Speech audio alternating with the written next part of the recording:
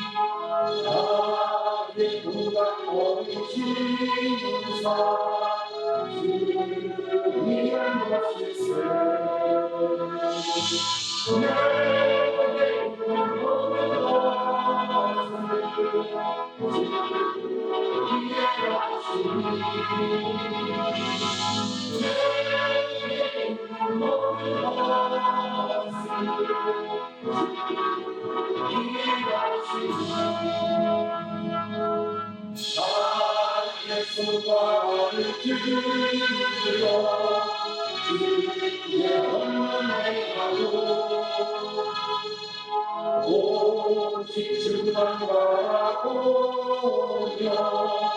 주만 사랑하기를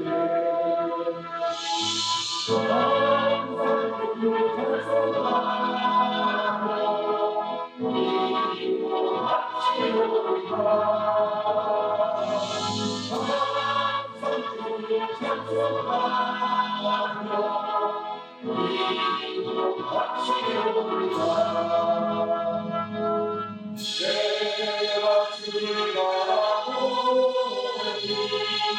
나의 영혼 밝아져 십자가를 지신 주와 항상 바라보니라 십자가를 바라보며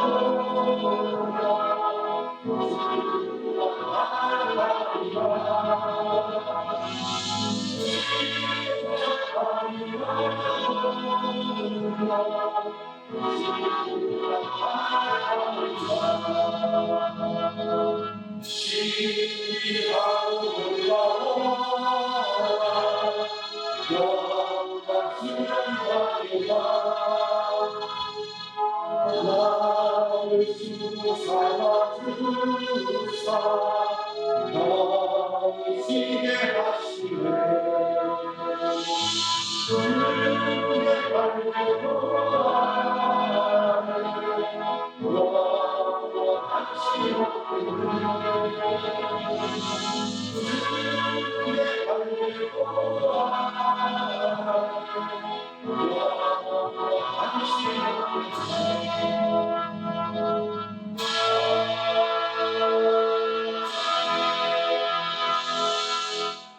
사도신경하심으로 신앙 고백 드리겠습니다.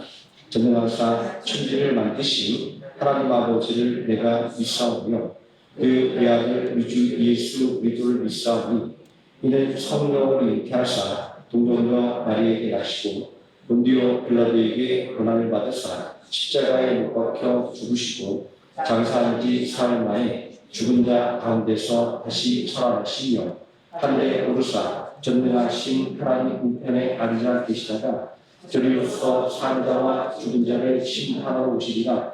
성령을 믿사오며 거룩한 공예와 성도가 서로 교통하는 것과 죄를 사여 주시는 것과 무미를 사는 것과 영원히 사는 것을 믿사옵나이다. 아멘. 12장 찬송하시겠습니다.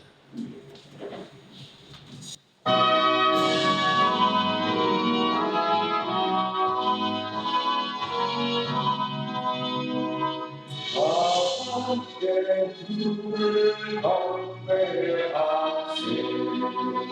누가 이기가 어디 있을까 주 앞에 바라는 성령이 나를 보사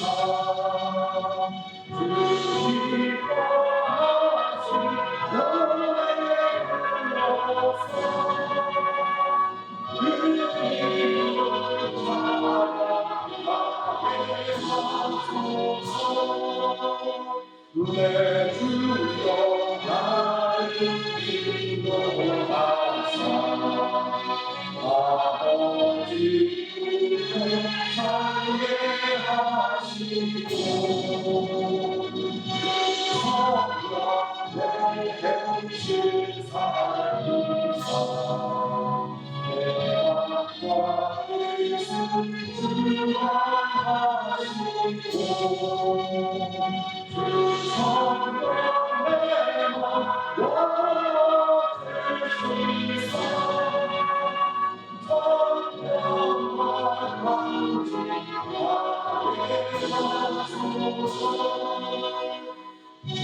성령 나를 감화하사 제 몸에 나의 맘의 소식이 가운데로 안전한 기도 나 주께 영광 돌려보내고 주 성령의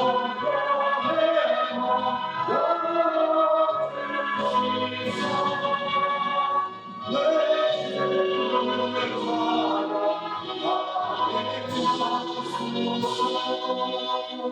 사랑하게 말할 수 없는 당신으로 날 위해 친히 간구하시고 성령 나를 항상 보호하시고 이 거한 몸은 주의 것이며 주님의 이여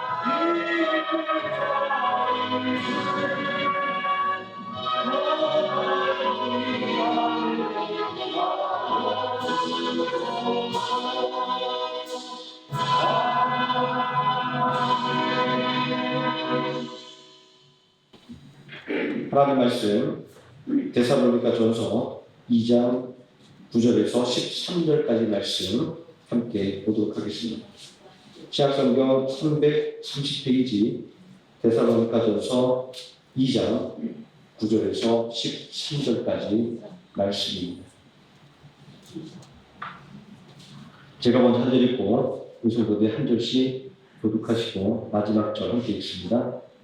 형제들아 우리의 수고와 애쓰는 것을 너희가 기억하리니 너희 아무에게도 해를 끼치지 아니하려고 밤낮으로 일하면서 너희에게 하나님의 복음을 전하노라. 우리가 너희 믿는 자를 향하여 어떻게 하고 옳고 정성이 인자인지를 너희가 증인이요 하나님도 그러하시구나. 너희도 아는 바와 같이 우리가 너희 각 사람에게 아버지가 자기 자녀에게 하듯 권면하고 위로하고 경계하노니 이는 너희를 부르사 자기 나라와 영광을 이루게 하시는 하나님께 합당히 행하게 하려 함이라. 이러므로 우리가 하나님께 끊임없이 감사하니 너희가 우리에게 들은 바 하나님의 말씀을 받을 때 사람의 말로 받지 아니하고 하나님의 말씀으로 받으리니 진실로 그러하리라. 이 말씀이 또한 너희 믿는 자 가운데에서 역사하리라. 아멘. 363장 찬송하시겠습니다.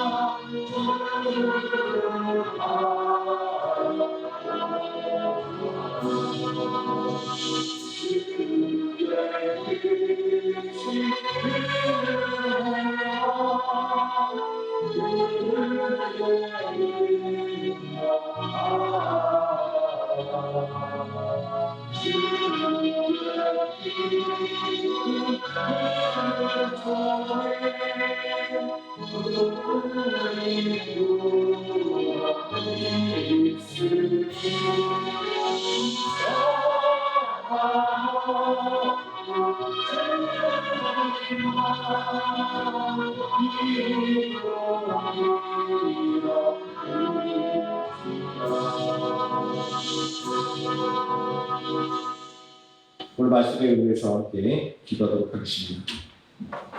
전능하신 아버지 하나님, 언제나 우리와 함께 해주시고 우리를 이끌어주심을 감사를 드립니다.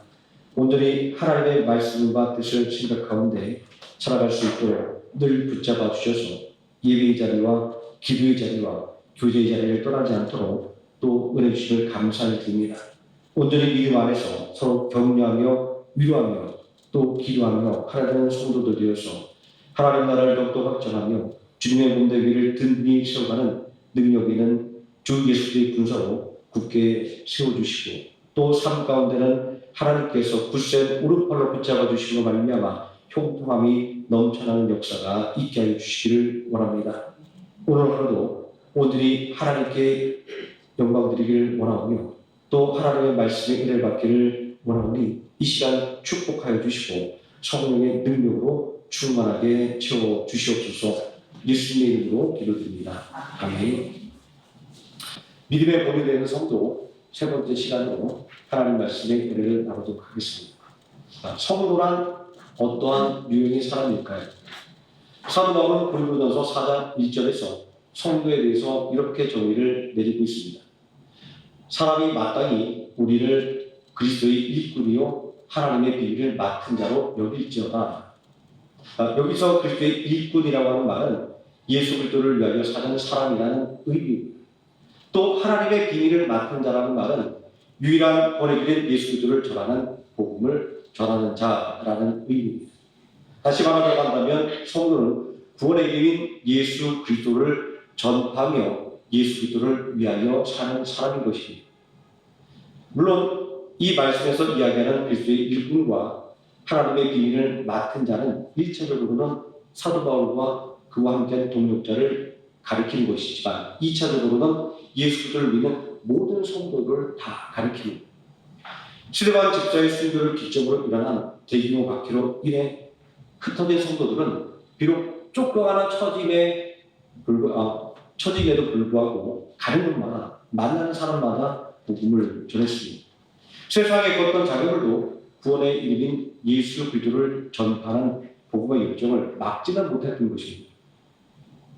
특별히 안디옥에서 성도들이 예수 그리스도를 따르는 무리라는 의미의 그리스도인으로 불리게 되었다는 것은 아주 의미가 큽니다. 불신자들의 눈에도 성도는 예수 그리스도를 전하는 사람이며 복음을 전하는 자로 보였기 때문입니다. 자, 정리하자면 성도란 예수님을 구주로 믿고 예수님이 구원자임을 전하는 사람이라는 것입니다. 사도 바울은 고린도전서 4장 2절에서 부르심에 합당한 성도의 태도를 충성이라고 정의하고 있습니다. 그리고 맡은 자들에게는 구할 것은 충성이니라 라고 말합니다. 여기서 말하는 충성이란 글자 그대로 마음과 힘을 다하는 것입니다. 성도의 충성은 예수님을 나의 구원자로 믿고 그리고 그 사실을 전하는 것입니다. 굳센 심지를 가지고 흔들리지 않는 마음을 갖는 것입니다. 자, 하지만 이렇게 충성된 마음으로 사는 것은 쉬운 일은 아닙니다. 충성된 삶을 방해하는 요소에 존재하고 있기 때문입니다. 그 방해는 첫째는 핍박이고 그리고 둘째는 잘못된 가르침입니다. 핍박이라고 하는 것은 단순하게 예수를 믿지 못하게 위협하는 것을 넘어서 우리의 삶에 가해지는 실제적인 그런 어려움 등을 이야기를 합니다. 성도를 믿음에게서 이탈시키는 교회 안에서 일어나는 갈등, 또 육체적인 질병, 경제적인 어려움, 이런 모든 것들이 다 핍박입니다. 자, 그리고 잘못된 가르침은 명백한 이단과 설비뿐만 아니라 하나님의 나라보다 이 땅을 더욱더 바라보고 만드는 가르침들도 다 잘못된 가르침이다. 이렇게 우리는 정의를 할 수 있습니다. 이러한 문제를 생각해 보면 성도답게 산다고 하는 것은 결코 쉬운 일이 아니다라는 것을 알 수 있습니다. 믿음의 본인에는 삶을 사는 성도가 되는 것은 더더욱 어렵게 느껴집니다. 그럼에도 불구하고 성경은 성도답게 살라고 하는 하나님의 요구를 담고 있습니다. 또 믿음의 본이 되는 성도가 되라는 하나님의 요구도 담고 있습니다. 참 어려운 문제입니다. 그러나 학교에서 선생님들이 늘상 이런 말을 해 주셨습니다. 문제 속에 답이 있다. 결국 이 문제는 우리가 성경 속에서 그 답을 찾아야만 하는 것입니다. 사도행전을 읽어가다 보면 성령 충만으로 시작된 교회도 부정적인 요소가 함께 있음을 발견할 수 있습니다. 그것은 핍박과 잘못된 가르침입니다. 성도를 향한 핍박과 잘못된 가르침은 오늘도 반복되고 있습니다. 많은 사람들이 핍박 때문에 교회를 떠나갑니다. 교회 안에서 발생하는 갈등, 또 개인의 육체적인 질병, 경제적인 어려움 등은 원수 마귀가 되는 현대적인 의미에서 핍박이다라고 말할 수 있습니다. 그렇게 본다고 한다면 코로나19 같은 경우에는 진짜 새로운 시대에 새롭게 우리에게 주어지는 새로운 형태의 핍박이다. 이렇게 정의를 내려도 무방할 것 같습니다. 핍박을 이렇게 정의하면 사도 바울은 아주 고전적인 의미에서의 핍박과 현대적인 의미에서의 핍박을 두루 당한 사람이라고 말할 수가 있습니다. 바울은 자신을 핍박하는 사람들을 향해서 나에도 예수 그리스도의 흔적을 가져놓으라 라고 말했습니다. 자, 이 말을 다시 말하자면 예수님께서 죄인을 구원하기 위해서 십자가의 고난을 당한 것처럼 바울 자신도 복음 전파를 위해서 수없이 많은 고난을 당했다라고 말하는 것입니다. 고린도후서 11장 23절 이하에 기록된 바울이 당한 고전적인 의미에서의 고난의 목록은 나만큼 예수님을 위해서 핍박을 당한 사람이 있으면 나아보라고 해 라고 말하는 듯합니다. 수고하고 감옥에 갇히고 매질을 당하고 수없이 죽을 고비를 넘는 것이 그것입니다. 자, 하지만 정작 바울을 힘들게 만든 것은 이러한 고전적인 의미에서의 핍박이 아니라 교회 안에서의 갈등, 질병, 경제적인 문제 등의 현대적인 핍박이었다라고 말할 수 있습니다. 스스로를 죄인에게 괴수하고 고백할 만큼 아주 가혹하게 교회를 핍박했던 바울의 전력은 그의 인생에 꼬리표처럼 따라다녔습니다. 쉽게 꼬리표라는 게 잘 이해가 안 될 수도 있지만 옛날 시골에서 화물을 붙이면 그 화물에 빨간 종이로 꼬리표를 붙였어요. 철사도 엮어서 그 짐에다 붙여서 보내는 꼬리표가 있었는데 이 꼬리표를 보고 화물을 추월하는 겁니다. 이 화물이 목적지에 가기 위해서 가는 단계마다 거치는 곳마다 그 지역 반달되는 꼬리표에 있는 이름과 화물 목록을 쓰고 또 다음 단계로 넘겨 보냅니다. 자, 그래서 문제가 생기면 거꾸로 이 꼬리표의 내용을 추적해서 물건이 어디까지 가고 어디서 문제가 생기는지를 찾아내는 겁니다. 요즘은 택배에는 바코드를 붙여서 그 택배 번호를 구해놓으면 우리가 인터넷에서 실시간으로 이 택배가 어디가 있는지 잘 우리가 찾아볼 수가 있습니다. 자, 그러다 보니까 이 화물 꼬리표 그리고 택배의 바코드 같은 것들은 최종 수령인에게 도착할 때까지 중요하게 관리가 됩니다. 자, 교회를 핍박했던 바울의 과거가 바로 그러 있습니다. 주 예수 그리스도께 받은 사명을 다 마치고 천국에 이르기까지는 뗄래야 뗄 수 없는 것이 교회를 핍박하던 사람이었다라고 하는 꼬리표였던 것입니다. 그래서 바울을 핍박하는 사람들은 할 말이 없으면 바울의 과거를 들춰냈습니다. 자, 우리가 친한 사람들끼리 특히 부부싸움할 때 항상 하는 얘기를 하다가 분리하면 옛날 이야기를 꺼내지 않습니까? 바울을 핍박하던 사람들은 하다가 말도 막히는 옛날의 바울의 이야기를 들춰냈습니다. 자, 바울은 늘 이렇게 자신을 공격하는 사람들과의 갈등 속에서 살았습니다. 또 바울은 육신을 괴롭히는 질병을 안고 살았습니다. 사단의 사자, 육체의 가시라고 부를 만큼 아주 바울을 지긋지긋하게 괴롭히는 질병이었습니다. 학자에 따라서는 요즘에는 뇌전증이라고 표기하는 간질이라고 말하기도 하고 또 갈라디아 교회를 향해서 너희가 나를 위해서라면 눈이라도 떼어주었을 것이다 라는 말씀과 또 동역자들이 모든 서신들을 대피해줬던 것들을 볼 때 심한 눈병으로 고생했을 것이다 이렇게 말하기도 합니다. 자, 그가 가진 질병이 뭔지는 모르지만 그 심각성만큼은 고린도후서 10장 10절에 그가 몸으로 대할 때는 약하고 라는 말씀을 통해서 확인할 수가 있습니다. 또 말주변도 그렇게 좋은 것은 아니었던 것 같습니다. 자, 같은 구절에서 그 말도 시원치 않다 이렇게 공격당하고 있기 때문입니다. 설교를 못한다 이런 의미가 아니라 평상시에 이야기할 때 좀 이렇게 말주변이 없었다 이렇게 볼 수도 있습니다. 자, 이러한 질병에 대한 바울의 육신적인 연약함은 반대자들의 공격에 비벼야 되는 이중구를 안겨주는 아픔이었습니다. 그리고 경제적인 문제였습니다. 바울은 복음을 전파하기 위한 비용을 마련하기 위해 밤낮으로 일했습니다. 본문에서도 언급하고 있지만 사도행전 18장 3절에서 바울은 천막 만드는 일을 하면서 생활비와 전도 비용을 충당했던 것을 알 수 있습니다. 물론 바울은 선교 후원을 받을 수 있는 곳에서는 오로지 선교에만 전념했던 것도 우리가 볼 수 있습니다. 하지만 이런 바울의 모습은 언제나 공격의 비밀가 되었습니다. 바울이 일을 하면 일한다고 뭐라고 일하지 않으면 일하지 않는다고 뭐라고 비난을 했습니다. 자비량으로 선교한다고 트집을 잡습니다. 사도의 자격도 없고 예루살렘 교회 추천장도 없으니 선교권을 받지 못하는 것이다라고 바울을 공격합니다. 또 반대로 선교권을 받으면 선교권을 받는다고 트집을 잡았습니다. 자, 오죽하면 바울은 고린도전서 9장 9절과 10절에서 모세의 율법에 일하는 소에게 소의 입에 망을 씌우지 말라는 말이 어찌 소를 위한 말이냐, 우리와 같은 사역자를 위한 말이 아니겠느냐라고 그렇게 한탄할 정도였습니다.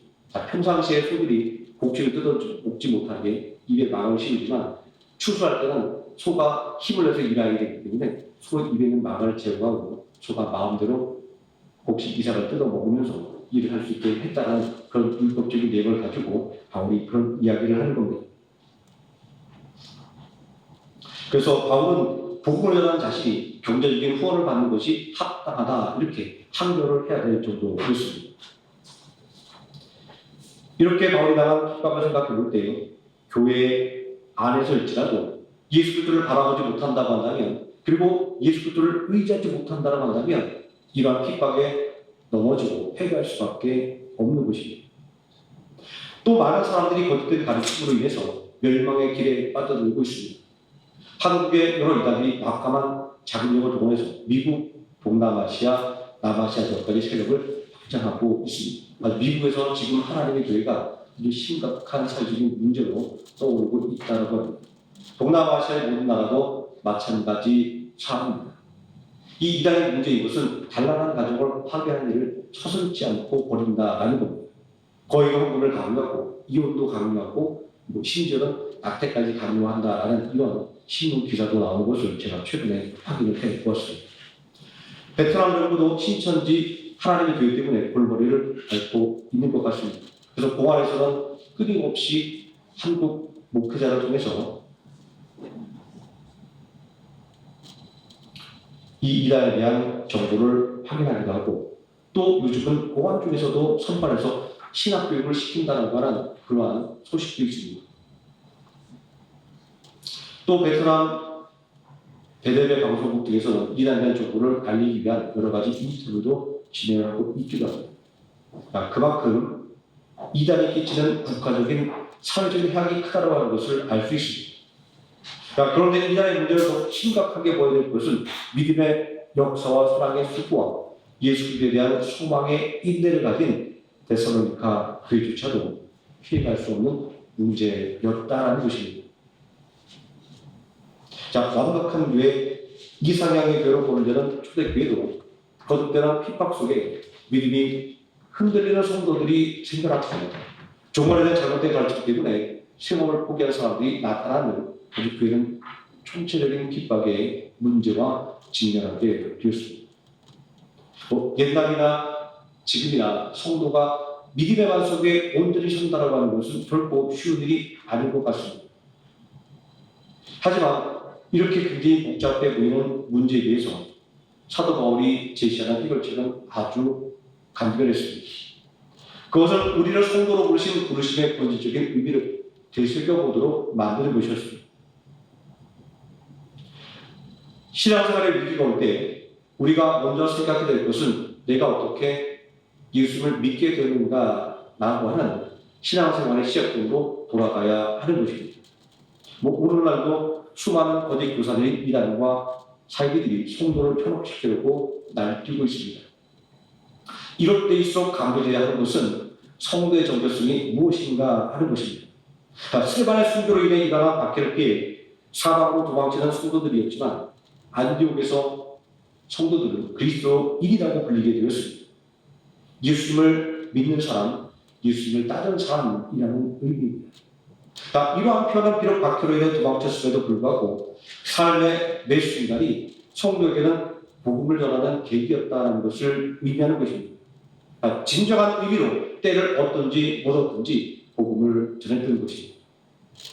이러한 성도의 모습을 생각해 본다고 한다면 그리스도인들에게 가장 중요한 것은 예수님입니다. 오직 예수님이 신앙의 근본이고 전부라는 말인 것입니다. 아무리 복잡하고 어려운 신학이라고 할지라도 궁극적으로 말하고자 하는 것은 예수님께서 우리의 구원자 그리스도라는 것을 말씀하는 것입니다. 이것이 바로 신앙의 핵심입니다. 만약 교회에서 예수님의 지위가 격화된다고 한다면 이것은 정말 잘못된 일입니다. 교회의 머리는 오직 예수 그리스도 한 분밖에 없기 때문입니다. 아무리 신기한 지식으로 설득한다고 해도 변해서는 안 되는 것이 예수님이 구원자 그리스도라는 것입니다. 하나님은 예수 이름 외에는 천하에 구원받을 만한 다른 이름을 준 적이 없다라고 분명하게 말씀하셨습니다.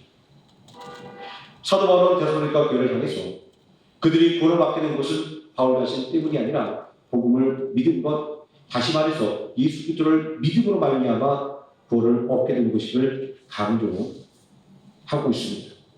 자, 왜냐하면 본문 9절 말씀은 바울이 데살로니가 교회를 위해서 힘쓰고 애쓴 것은 하나님의 복음을 전하기 위함이었다라고 말하고 있기 때문입니다.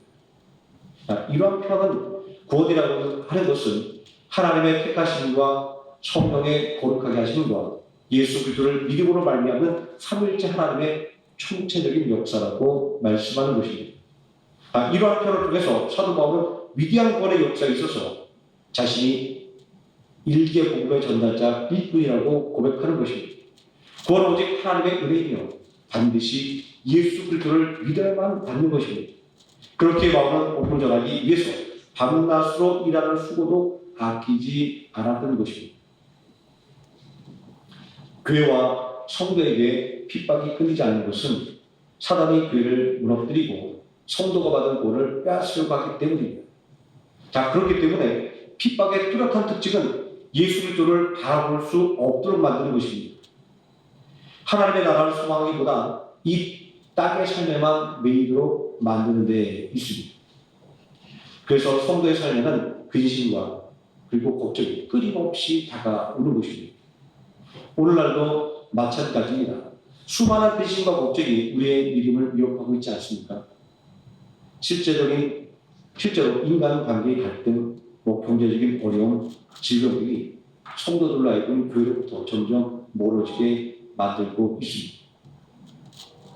성령님의 역사는 갈등을 해소시키고 경제적인 부흥을 일으키고 건강을 회복시키는 능력이면 틀림이 없습니다.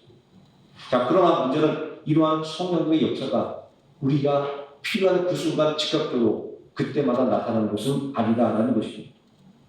사실 생각해보면 교회만큼 비생산적인 곳이 없을 거고요. 교회에서 돈 버는 방법을 가르쳐주지 못합니다. 또 직접적으로 질병을 고쳐주지도 못합니다. 사람 간의 갈등도 제대로 해결해 주지 못합니다. 자, 그러나 그럼에도 불구하고 성공하는 방법에 대해서 당당하게 말할 수 있습니다. 어떻게 해요? 예수를 믿고 구원을 얻으라라고 말합니다. 주 예수를 믿으라. 그래야만 너와 내 집이 구원을 받으리라. 자, 이렇게 예수님께서 주시는 구원은 전 인격적인 구원을 말씀하는 것입니다. 요한삼서 1장 2절 말씀은 사랑하는 자여 내 영혼이 날된 같이 내가 범사에 잘되기를 간구하노라 라고 예수를 믿는 것이 우리의 인생을 궁극적으로 성공하게 만드는 방법이라고 단언하고 있지 않습니까? 바울은 핍박받고 있는 성도들에게 12절 말씀에서 이는 너희를 부르사 자기 나라와 영광에 이르게 하시는 하나님께 합당하게 행하게 하려 합니다 라는 말씀으로 예수님의 영광을 바라보라 라고 말씀하고 있습니다. 또 그 영광이 성도 자신의 것이 되기를 굳게 믿으라고 말하고 있습니다. 자, 왜냐하면 예수님이 받으신 영광 그리고 우리에게 전가될 예수님의 영광이야말로 성도들의 삶에 있어서 진실한 위로가 되기 때문입니다. 이 땅에서 성도의 삶을 순탄할 수만은 없습니다. 가진 사람도 별 볼 일 없고 없는 사람도 마찬가지입니다. 인생의 풍파는 피할 수 없습니다. 그렇기 때문에 믿음으로 살아간다고 자부하는 성도의 삶에도 절대적인 위로가 필요한 것입니다. 이 땅의 짧은 인생이 전부가 아니라 저 영원한 하나님의 나라에서의 영광된 삶에 대한 보장이야말로 이 짧은 인생길에서 온갖 근심과 걱정을 떠안고 살아가는 우리들에게 참된 위로가 되는 것입니다. 하지만 이런 위로는 예수를 구원자 그리스도로 믿는 성도들에게만 허락되어 있습니다. 불신자들은 절대로 구원을 주시는 하나님의 위로를 체험할 수가 없습니다. 하나님의 나라를 향해 마음이 열린 사람들만이 하나님의 나라에 대한 소망을 품을 수가 있기 때문입니다. 우리는 구약의 이스라엘 백성들이 가졌던 가나안 땅에 대한 소망은 하나님의 전능하심을 인정할 때에만 확고해질 수 있었다라고 하는 것을 기억을 해야 합니다. 그리고 가나안 땅에 대한 소망이 이스라엘 백성들의 믿음을 얼마나 단단하게 만들어 주었는지도 기억을 해야 합니다.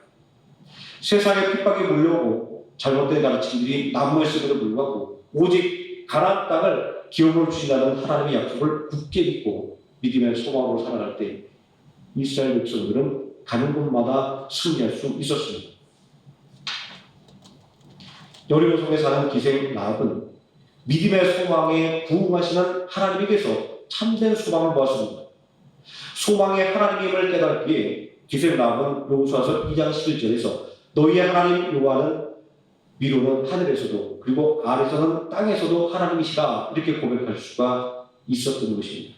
이 라합의 고백은 신명기 4장 39절에 너는 오늘 위로 하늘에나 아래로 땅에 오직 여호와는 하나님이시요 다른 신이 없는 줄 알아 명심하라라고 하는 이스라엘의 지도자 모세의 신앙 고백과 동일한 것이었습니다. 이렇듯 믿음의 고백에는 지위과의 구별이 절대로 없는 것입니다. 여호와 하나님을 믿는 믿음으로 말미암아 하나님의 백성인 이스라엘도 그리고 기생 라합도 동일하게 구원의 은혜를 누릴 수가 있었습니다. 약속의 땅을 기업으로 받을 수 있었습니다. 이러하듯이 하나님의 약속을 바라보는 믿음, 하나님의 약속이 이루어질 것을 믿는 믿음, 이 믿음이야말로 성공의 참된 비결인 것입니다. 그러므로 우리의 삶에 핍박이 가득 차고 믿음의 유혹이 다가올수록 성도는 믿음의 기본에 충실해져야 하는 것입니다. 광야에서 이스라엘 백성들을 굳건하게 세워준 것은 하나님의 약속에 대한 믿음이었습니다. 그 믿음이 있기에 이스라엘 백성들은 40년 동안의 광야 길을 걸어갈 수가 있었던 것입니다. 마찬가지로 오늘날의 성도가 믿음의 시련을 견디고 승리하기 위해서는 예수님만이 우리의 구원자 그리스도라고 하는 사실을 굳게 믿어야만 하는 것입니다. 예수님 외에는 다른 구원자가 없습니다. 그러므로 우리는 예수님께서 약속하신 하나님의 나라를 소망해야만 하는 것입니다. 내게 없는 것만을 생각하지 말고 나에게 주신 은혜가 무엇인가라는 것들을 우리는 자꾸만 기억하고 찾아내야만 합니다. 내게 주신 은혜를 생각하지 못한다고 한다면 우리는 멍멍과 불평에 물들 수밖에 없습니다. 광야 이스라엘 백성들을 생각하면 금방 할 수 있습니다. 만나로 일용할 양식을 공급해 주신 은혜를 잊어버렸을 때 그들은 만나가 질린다고 맛없다라고 멍멍과 불평을 토로했습니다. 고기를 넣으라고 요구했습니다. 하나님의 은혜를 망각한 날 그들은 탐욕의 무덤을 세우고 통곡을 해야만 했습니다. 하나님께서 그들의 불신을 징계하셨기 때문입니다. 그러므로 나에게 주신 은혜가 무엇인지를 깨닫게 될 때 우리는 저 영원한 하나님의 나라를 더욱더 소망할 수 있게 되는 것입니다. 세상 모든 풍파 너를 흔들어라는 찬송은 바로 이러한 믿음의 진리를 노래하는 것입니다. 기복신앙을 노래하는 것이라고 그렇게 가르치는 저희 교회신학 선생님도 있었습니다. 하지만 이 찬양은 은혜를 망각하고 원망과 불평이 담긴 요구를 띄워주는 찬양이면 틀림이 없습니다. 받은 복을 세어 보아라 그 진주의 복을 내가 알리라. 네, 저 보기겠네요. 항상 찬양인데. 네, 저도 마음에 그런 원망과 불평이 있을 때마다 이 찬양의 가사를 생각해 보면 그런 원망과 불평이 얼마나 잘못된 것인가를 다시금 깨닫곤 합니다. 돌이켜보면 우리가 하나님께 받은 은혜와 복이 얼마나 많은지 우리는 금방 찾아낼 수 있지 않습니까? 우리의 원망과 불평을 그치게 만드는 찬양이 아닐 수가 없습니다. 자, 돌이켜보면 한순간도 하나님의 은혜가 아닐 때가 없었기 때문입니다. 성도의 믿음은 예수께서 말씀하신 것처럼 아주 작은 겨자씨 하나과도 같은 믿음의 확신을 통해서도 자라나는 것입니다. 삶 속에 다가오는 핍박 속에서 믿음이 흔들리거나 구원의 확신이 흔들린다고 한다면 더욱더 십자가를 지신 예수 그리스도를 바라보아야 합니다. 왜냐하면 십자가를 지신 예수님이야말로 하나님의 부르심의 확고한 증거이기 때문입니다. 또 우리가 받은 구원에 대한 변할 수 없는 증거이기 때문입니다. 성도의 본질은 복잡하지 않습니다. 성도가 해야 할 일도 복잡하지 않습니다. 예수님이 나의 구원자 그리스도를 믿고 그리고 그 사실을 그대로 전하는 것입니다.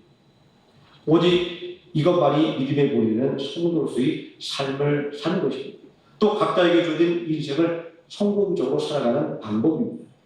왜냐하면 전능하신 하나님께서 예수 그리스도를 믿는 성도에게 위로와 능력을 주신다고 약속하셨기 때문입니다.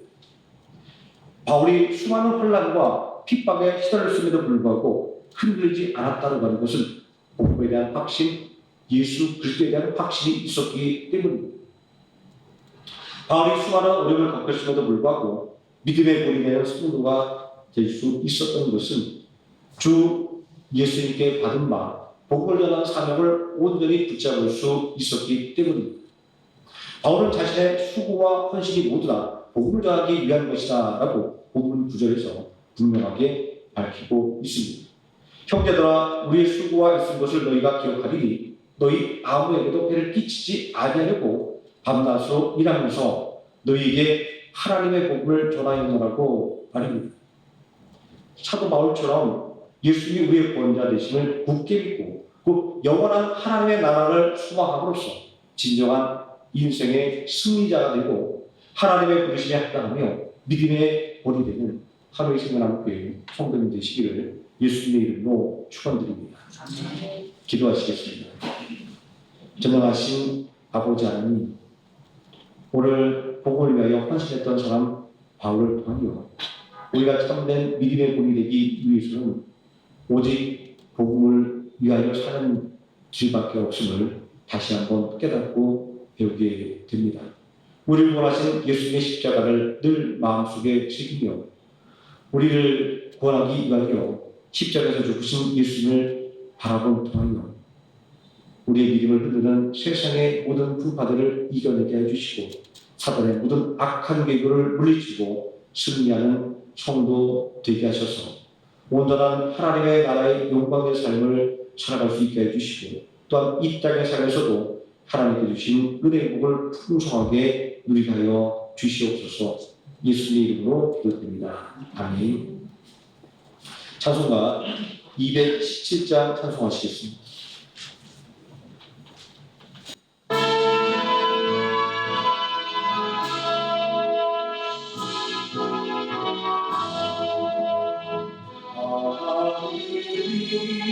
말씀하시기를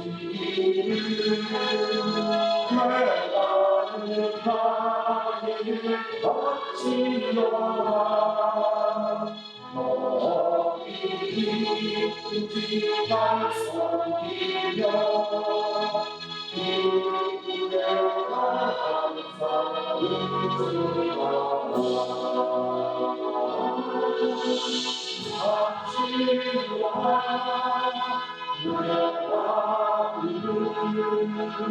주께서 나를 부르시네 하늘에서 불러내신 주의 손을 구하시리라 주께서 말씀하시기를 내가 나에게 바치고 사랑한 데에서 벗어나며 나 어찌 얼굴로 함께인가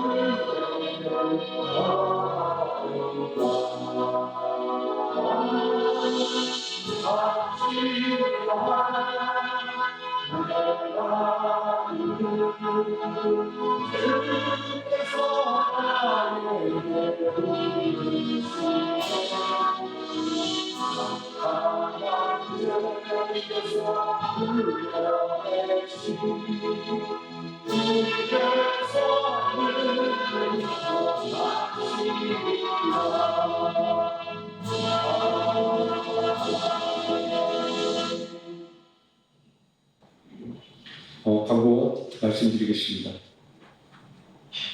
교회 이전을 위한 모든 과정을 위해서 제대로 기도를 해 주시기를 부탁을 드리겠습니다. 오늘 1시 반에 소방 시설 때문에 견적보로 회사에서 사람이 오거든요. 그래서 미팅에서 시간이 되시는 분들은 위치는 더 가든 건너편 K마트 뒤에 있는 빌라단지니까 시간 되시면 1시간 이후에 오셔서 보실 수 있습니다. 그때 와서 보시면 되겠습니다. 주기도문으로 예배를 마치도록 하겠습니다. 하늘에 계신 우리 아버지여, 이름이 거룩하기를 받으시오며 나라의 임하옵시오며 뜻이 하늘에서 이루어진 것 같이 땅에서도 이루어지이다. 오늘날 우리에게 일용할 양식을 주옵시고 우리에게 죄진 자를 사하여 준 것 같이 우리 죄를 사하여 주옵시고 우리를 시험에 들게 하지 마옵시고 다만 하게서 도와주소서. 대개 나라와 권세와 영광이 아버지께 영원히 있사옵나이다. 아멘.